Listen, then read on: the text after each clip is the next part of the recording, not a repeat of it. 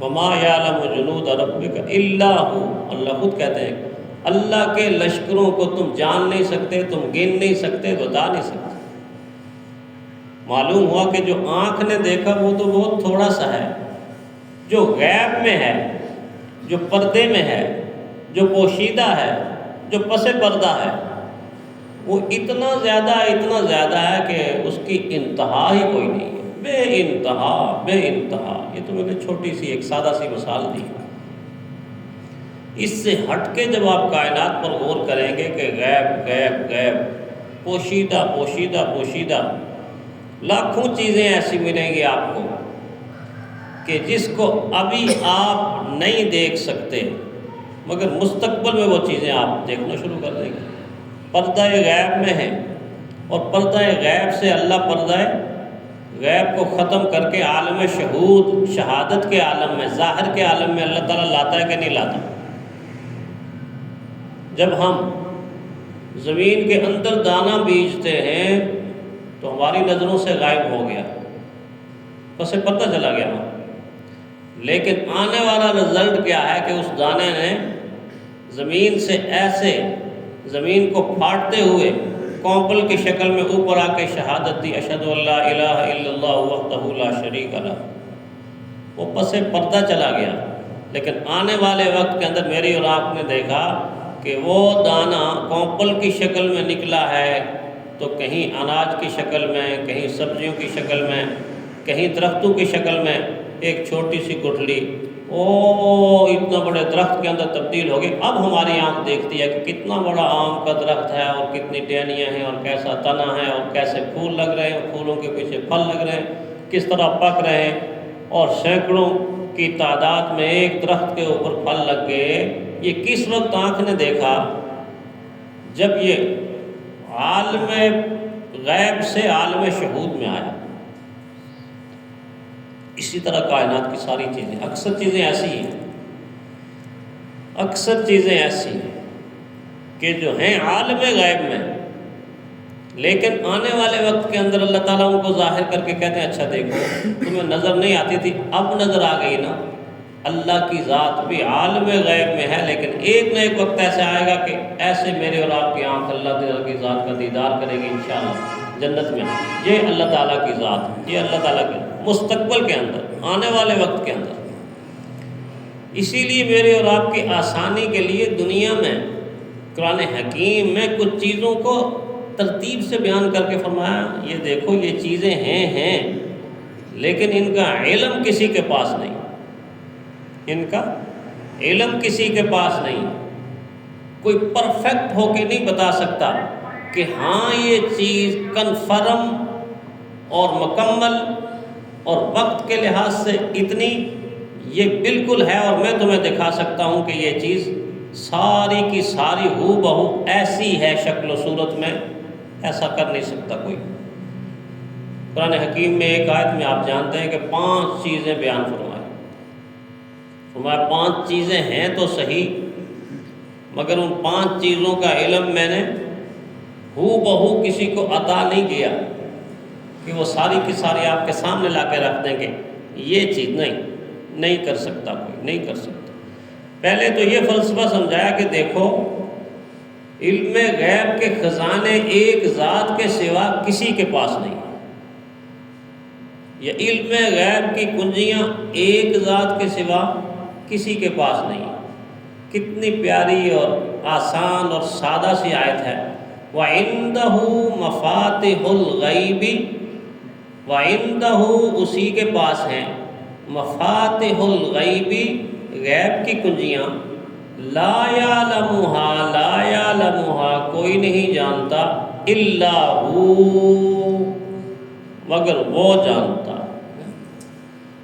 سلطان بہو نے کہا، میرا خیال ہے کہ نال ایمان یقین مکمل ایگل ثابت ہوئی ہو، دویں جہانی حاضر ناظر، اللہ باج نہ کوئی ہو، اللہ باج نہ کوئی ہو۔ حاضر ہوگا ناظر ہوگا، دیکھے گا تو پتہ چلے گا۔ تو ہمارا حاضر ناظر اللہ کی ذات ہے۔ اللہ فرماتے ہیں کہ میں دیکھو پہلے تو میں یہ بتانا چاہتا ہوں کہ غیب کے خزانے میرے پاس ہیں اور ان کی کنجیاں میرے پاس ہیں۔ پھر دوسری آیت میں اللہ نے اپنے محبوب کو فرمایا کہ میں نے تو کہہ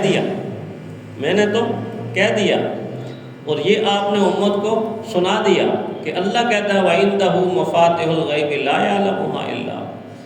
اے میرے محبوب آپ بھی اپنی زبان مبارک سے کہہ دیجئے۔ کس قدر قرآن حکیم ہمارے عقائد کی تصحیح کرتا ہے، ہمارے دلوں کو صاف کرتا ہے، شکوک و شبہات کو دور کرتا ہے کہ اے میرے محبوب آپ بھی تو کہہ دیجئے نا۔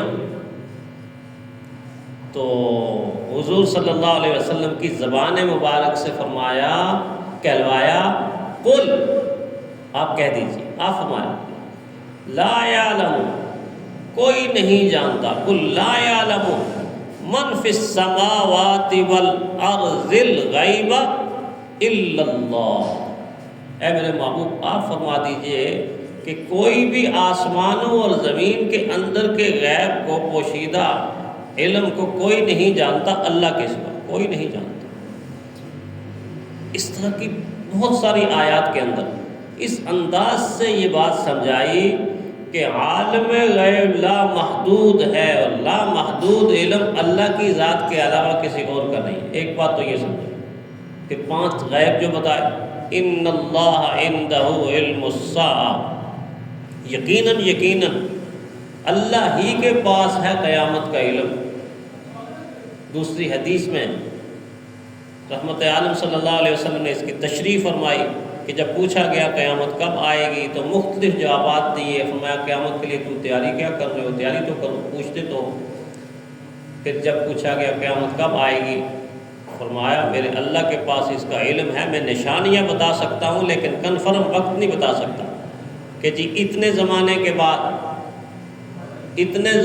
کے بعد فلاں دن آ کر قیامت واقعہ ہو جائے گی، ایسا نہیں۔ دن بھی بتایا، نشانیاں بتائی کہ جمعۃ المبارک کا دن ہوگا، لیکن کنفرم وقت نہیں بتایا۔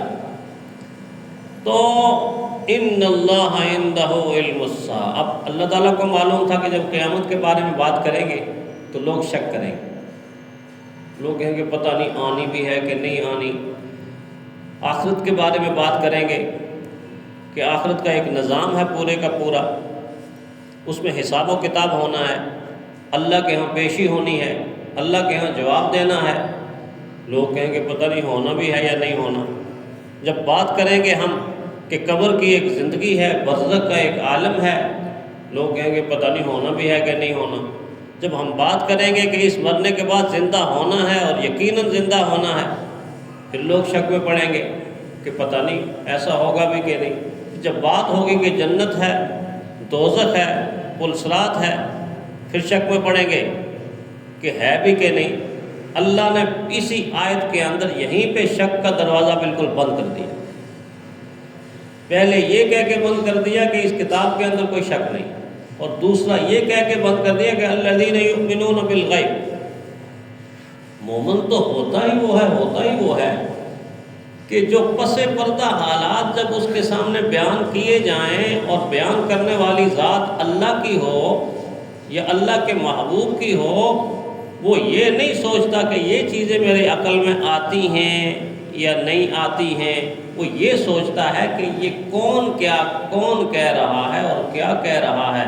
بس اگر اللہ کہہ رہا ہے، اللہ کا حبیب کہہ رہا ہے، تو آنکھیں بند کر کے کہہ دے کہ یہ حق ہے، یہی سچ ہے، یہ حق ہے، یہی سچ ہے، تب جا کے بات بنے گی۔ اگر ذرہ برابر بھی ایمان میں تردد آ گیا تو عقیدے کی کائنات ختم ہو گئی۔ عقیدے کی کائنات جب ختم ہو جاتی ہے تو ایک بھی عمل انسان کا اللہ کے ہاں قابل قبول نہیں ہوتا۔ ایک اعمال کی عمارت کی بنیاد عقائد کے اوپر ہوتی ہے۔ سب سے پہلے عقیدہ سکھایا اللہ تعالیٰ نے، اور ان عقائد میں سے پہلا عقیدہ الذین یؤمنون بالغیب، وہ لوگ جو غیب پر ایمان لاتے ہیں، وہ جو لوگ جو غیب پر ایمان لاتے ہیں، نہیں نظر آتا مگر حضور صلی اللہ علیہ وسلم نے فرما دیا تو ایسا ہونا ہے، ہر حال میں ہونا ہے، اور ہو کر رہنا ہے، ہو کر رہنا۔ اور ساتھ ساتھ دنیا کا پھر نقشہ پیش کر دیا کہ دیکھ لیں کل کو آپ کی آنکھ یہ نہیں دیکھ رہی تھی، آج آپ کی آنکھ یہ دیکھ رہی ہے۔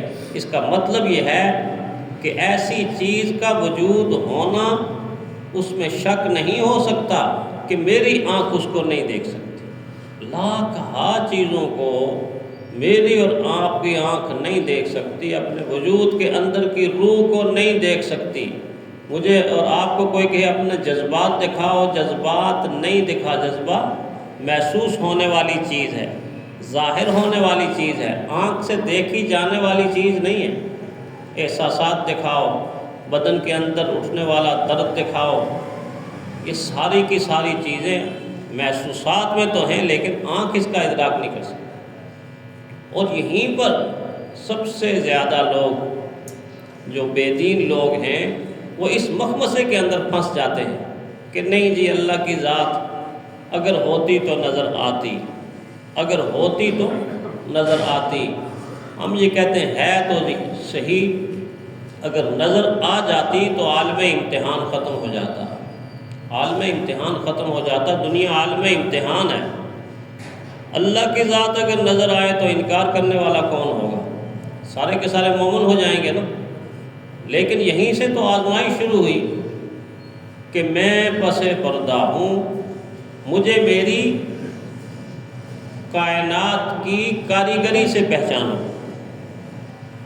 مجھے میری قدرت سے پہچانو اور قدرت کی نشانیوں سے پہچانو، مجھے اس نظام سے پہچانو۔ اور تھوڑا سا غور کر لوگے تو تم جان بھی لوگے، پہچان بھی لوگے۔ جب جان لوگے، پہچان لوگے تو میں تمہیں اپنی طرف سے ایمان کی دولت اور معرفت کی دولت عطا کروں۔ غور کرو، توجہ کرو کہ یہ سارے کا سارا جہان ایٹومیٹک تو نہیں ہے، خود سے تو نہیں ہے۔ کوئی بھی چیز جو متحرک ہے، حرکت کرتی ہے، اس کا کوئی نہ کوئی حرکت دینے والا کوئی نہ کوئی ہوگا تو حرکت کرے گی نا۔ اب میرا یہ ہاتھ حرکت کر رہا ہے تو میں اس کو حرکت دے رہا ہوں تو کر رہا ہے نا۔ پتا ہل رہا ہے، ہوا اس کو حرکت دے رہی ہے تو پتا ہل رہا ہے نا۔ مشین چل رہی ہے، آپ اس کو حرکت دے رہے ہیں تو چل رہا ہے نا۔ تو یہ سارے کا سارا نظام کائنات جتنا بھی ہے یہ حرکت میں چاند ہے، سورج ہے، ستارے ہیں، زمینی نظام ہے، حشرات ہیں، نباتات ہیں، حیوانات ہیں، جنات ہیں، انسان ہیں، یہ سارے کے سارے حرکت میں، حتیٰ کہ جاندار بھی حرکت میں اور بے جان بھی حرکت میں۔ آخر اس حرکت کے پیچھے کون سی طاقت ہے کہ جس نے اس سارے کے سارے نظام کو پہلے پیدا کیا، پہلے بنایا اور پھر اس کو حرکت دے دی؟ زمین کی حرکت اگر عملی صورت میں میرے اور آپ کے سامنے آ جائے نا، جس طرح ایک گیند ہوتا ہے کہ اس کو یہاں دھاگے کے ساتھ وہاں کو ایسے ایسے کرو، اگر اس صورت میں ہمارے سامنے زمین کی حرکت آ جائے تو ہم میں سے کوئی بھی اس زمین کے اوپر ٹکے ہی نہ مکان بنا سکے، نہ دکان بنا سکے، نہ پلازا بنا سکے، نہ مارکیٹ بنا سکے۔ ایسا نظام رکھا کہ حرکت بھی ہے، مجھے اور آپ کو محسوس بھی نہیں ہوتی، اور جب کبھی محسوس ہوتی ہے تو پھر دل دک دک کرنا شروع کر دیتا ہے، دل کانپنا شروع ہو جاتا ہے۔ ساروں کی زبان سے اور کچھ نکلے نہ نکلے، یہ ضرور نکلتا ہے، زلزلہ نکلتا ہے کہ نہیں نکلتا؟ ہاں، لوگ عبادتوں سے باہر بھاگنا شروع کر دیتے ہیں۔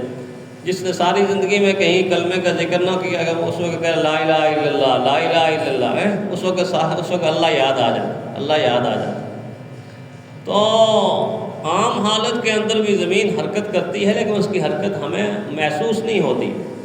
ساری کی ساری کائنات کو متحرک بنایا تو حرکت کے پیچھے طاقت ہوتی ہے، اور طاقت کس کی ہے؟ اللہ تعالیٰ کی ذات کی طاقت۔ تو اللہ نے اپنی ذات کو اور آنے والے حالات کو پس پردہ رکھ کے انسانیت کے لیے یہ آزمائش بنائی کہ دیکھو ذرا، بن دیکھے کون مانتا؟ جو بن دیکھے مانتا ہے وہ مومن ہے، اور جو دیکھنے کا انتظار کر رہا ہے وہ کبھی مومن بن بھی نہیں سکتا۔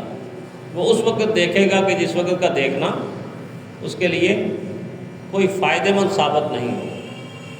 تو ایک بات تو یہ سمجھ میں آئی کہ جس غیب کے بارے میں اللہ تعالیٰ یہاں ایمان کا تقاضا کر رہے ہیں کہ الذین یؤمنون بالغیب، وہ لوگ جو غیب پر ایمان لاتے ہیں، اس غیب کے پورے حالات اللہ کی ذات کے سوا دنیا میں کوئی ہستی کوئی اور نہیں جان سکتی۔ اور دوسرا یہ کہ پس پردہ رہ کر اللہ تعالیٰ انسان سے یہ تقاضا کر رہے ہیں کہ میرے نبی کی ذات پر یقین کر لو اور میری ذات پہ یقین کر لو اور بن دیکھے مجھے مان لو، تم مومن کہلاؤ۔ میری نشانیوں کو پہچان کر اور میرے جہان کو جان کر جب انسان غور کرے گا، توجہ کرے گا، تو غور اور توجہ سے اس کا اندر کا ضمیر پھر گواہی دینا شروع کر دے گا، ہاں ہاں کوئی ہے، ہاں ہاں کوئی ہے۔